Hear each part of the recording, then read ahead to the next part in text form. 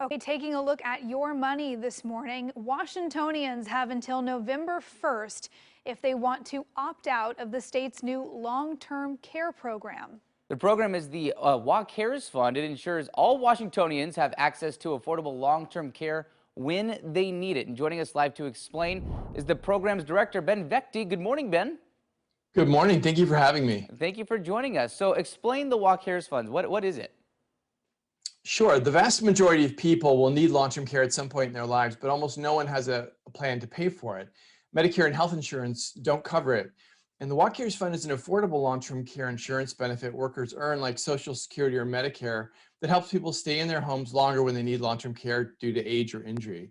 So with WA Cares, when you need long-term care, you won't be forced into poverty the way many people are today.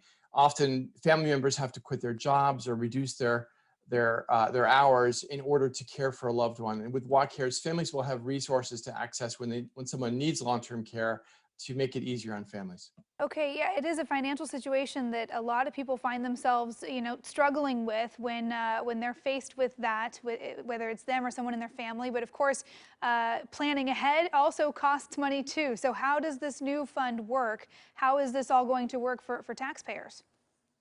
Great question. Well, the way this works, just like Medicare hospital insurance works, where if you wait until, before Medicare, when people were older and needed health insurance, they had to pay out of pocket for it or just go on public assistance. And it was a really difficult situation.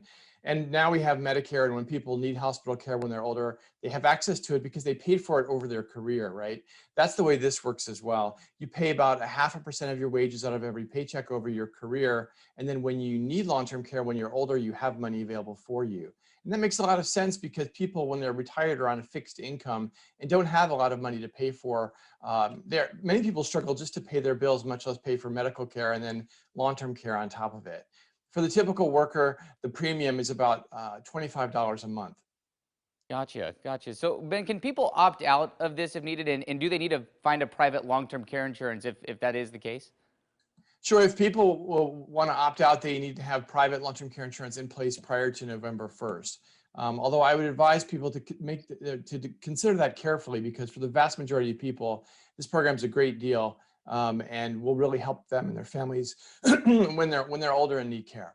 So what happens, when you compare this to something like Social Security or like Medicare, as you mentioned, it's kind of set up the same way. But of course, those are programs at the federal level. This is looking at the state of Washington. If people are going to be moving in and out of Washington throughout their working lives, I mean, how does that affect someone who might be changing places?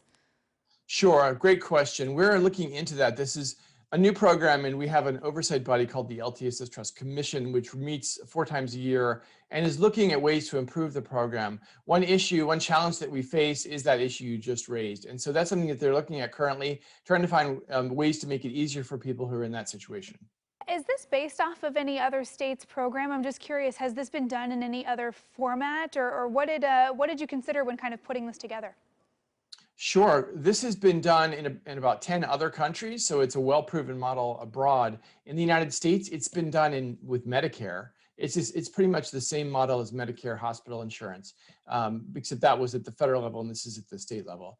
But other states are looking to Washington now to learn from what we're doing. California, Minnesota, several other states are considering similar programs. Well, it'll be interesting to see if they follow Washington, kind of the tester for this here in the States. That's great. Ben Vecti, the director for the WA Cares Fund. Thank you for joining us this morning. Really insightful stuff. Appreciate your time. Thank you so much.